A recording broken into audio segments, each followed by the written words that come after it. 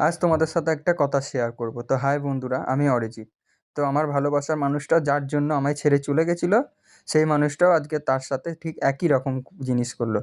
মানে যেই মেয়েটাকে আমি ভালোবাসতাম, সেই মেয়েটা অন্যের জন্য আমাকে ছেড়ে চলে গেছিলো। তার হাতে পায়ে আমি ধরে বলেছিলাম যে আমাকে ছেড়ে যেও না, একটুখানি ভালোবাসার জন্য আমিও তার পায়ে পড়েছিলাম।